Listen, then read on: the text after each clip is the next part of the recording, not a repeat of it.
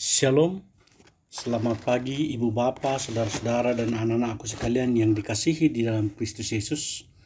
Dari Bukit Sion saya menyapa Ibu Bapa, Saudara-saudara, semoga dalam keadaan sehat karena rahmat, berkat dan pertolongan Tuhan. Sebelum kita memulai aktivitas kita hari ini, kita akan membaca, mendengarkan dan merenungkan firman Tuhan dari 2 Korintus pasal 13 ayat 5 sampai dengan 10. 2 Korintus pasal 13 ayat 5 sampai dengan ayatnya yang ke-10. Namun sebelum kita membaca, mendengarkan, mari kita berdoa. Ya Tuhan, terima kasih Engkau sudah membangunkan kami dengan tubuh yang sehat. Kami akan memulai aktivitas kami hari ini. Kami akan membaca, mendengarkan dan merenungkan firman-Mu. Ya Roh Kudus, kuasai kami agar firman-Mu ini dapat tinggal dan diam di dalam hati kami. Dengarkan doa dan permohonan kami, karena kami meminta kepada-Mu Tuhan, dalam Kristus kami berdoa. Amin. 2 Korintus pasal 13 ayat 5 sampai dengan ayatnya yang ke-10. Lembaga Alkitab Indonesia memberikan judul Nasihat-Nasihat Terakhir. Ayat 5. Ujilah dirimu sendiri, apakah kamu tetap tegak di dalam iman? Selidikilah dirimu, apakah kamu tidak yakin akan dirimu bahwa Kristus Yesus ada di dalam diri kamu? Sebab jika tidak demikian, kamu tidak tahan uji. Tetapi aku harap bahwa kamu tahu bahwa bukan kami yang tidak tahan uji. Kami berdoa kepada Allah agar kamu jangan berbuat jahat, bukan supaya kami ternyata tahan uji, melainkan supaya kamu ini boleh berbuat apa yang baik, sekalipun kami sendiri tampaknya tidak tahan uji.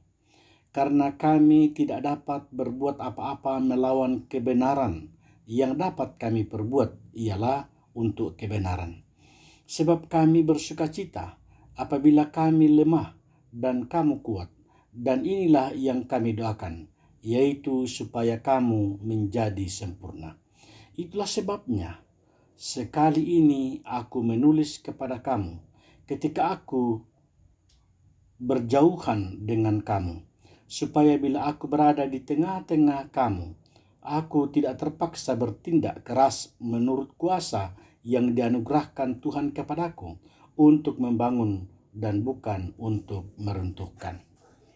Ibu Bapa, Saudara-saudara, anak-anakku sekalian yang dikasihi di dalam Kristus Yesus. Firman Tuhan yang kita baca hari ini sungguh indah. Saya memilih ayatnya yang ke-5 sebagai nas renungan kita.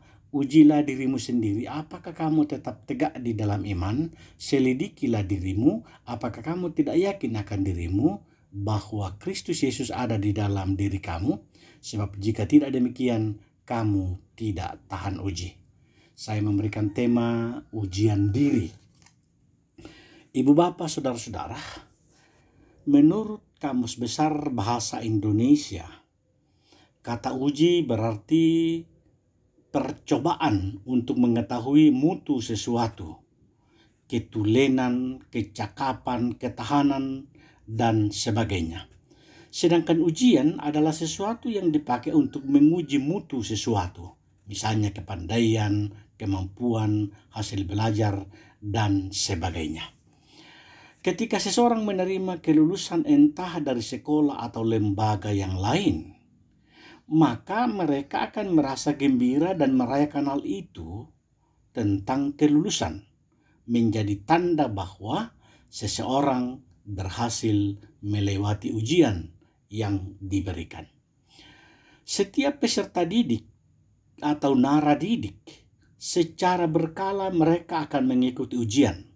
Oleh karena itu mereka harus belajar dengan rajin supaya berhasil dalam setiap ujian yang dihadapinya. Begitu pula kita sebagai murid Kristus. Untuk bisa bertumbuh dan mencapai kedewasaan rohani, kita harus melalui ujian demi ujian sampai kita semua berhasil menjadi seperti Kristus. Rasul Paulus meminta agar kita menyelidiki dan menguji iman kita masing-masing. apakah kita yakin bahwa Kristus Yesus ada di dalam diri kita masing-masing? Kalau jawabannya tidak, berarti kita adalah pribadi yang tidak tahan uji. Jika jawabannya ya, berarti kita adalah pribadi yang tahan uji. Penulis surat Korintus mengingatkan jemaat di Korintus agar mereka menguji diri mereka sendiri. Mereka diminta untuk menyelidiki diri sendiri apakah mereka tetap tegak di dalam iman. Perintah ini tentu saja mengundang pertanyaan, mengapa jemaat di Korintus diminta untuk menguji diri sendiri sebagaimana orang yang sudah menerima keselamatan di dalam Yesus. Mereka harus menunjukkan hal itu melalui seluruh kehidupan sehari-hari. Mereka harus hidup kudus dan bukan berkanjang dalam dosa, melakukan apa yang benar dan bukan yang jahat. Di tengah masyarakat dengan gaya hidup duniawi dan mengedepankan hawa nafsu, jemaat di Korintus dipanggil untuk memberi teladan hidup benar. Ini adalah ujian mereka. Hal yang sama juga berlaku bagi kita sampai saat ini. Lingkungan hidup di mana kita berada belum tentu baik dan sesuai kehendak Tuhan. Namun, bukan berarti kita dapat meninggalkan lingkungan itu begitu saja, sebab disitulah seluruh ujian kita. Kita dipanggil untuk menjadi dan memberi teladan bagaimana seharusnya orang yang sudah diselamatkan hidup baik dan benar, bukan agar diselamatkan. Sebaliknya, karena sudah diselamatkan, maka luluslah kita. Paulus memberi peringatan kepada orang yang berdosa di Korintus waktu itu. Apabila dia datang lagi, dia akan menghukum mereka karena dosa. Namun, Paulus berdoa kepada Allah supaya mereka tidak melakukan kesalahan. Tidaklah penting bagi Paulus bahwa orang melihat dia berhasil dalam ujian. Bagi Paulus yang penting adalah mereka melakukan yang benar. Biarpun orang menganggap bahwa Paulus gagal dalam ujian, Paulus tidak dapat melakukan hal yang bertentangan dengan kebenaran. Paulus memberi peringatan supaya apabila dia datang, dia tidak perlu menggunakan kuasanya untuk menghukum mereka. Tuhan memberikan kuasa kepadanya untuk menguatkan iman mereka, bukan untuk membinasakan mereka. Bagaimana dengan ibu bapa, saudara-saudara yang mendengarkan firman hari ini? Ingatlah bahwa hanya bagi mereka yang tahan uji, termasuk ibu bapa, saudara-saudara dan saya yang mendengarkan firman hari ini, yang dapat, yang bisa menikmati janji-janji Tuhan dan menerima mahkota kehidupan yang dijanjikan Allah bagi kita. Berbahagialah kita jikalau kita melewati ujian itu dan kita mendapatkan mahkota kebenaran yang telah disiapkan oleh Bapa bagi kita. Roh Kudus menolong kita. Amin. Mari kita berdoa. Ya Tuhan, terima kasih kami angkat kepadamu. Engkau yang layak disembah. Engkau yang layak dipuji, dipuja dan diagungkan. Engkau selalu menolong, mengasihi dan memberkati kami. Terima kasih firman-Mu Tuhan perdengarkan bagi kami hari ini. Kami berdoa untuk aktivitas kami, kegiatan kami hari ini. Baik selaku ASN, selaku pegawai, selaku polisi, tentara, sebagai petani, sebagai pedagang. Apapun aktivitas kami, Tuhan menolong, memberkati, dan melindungi kami.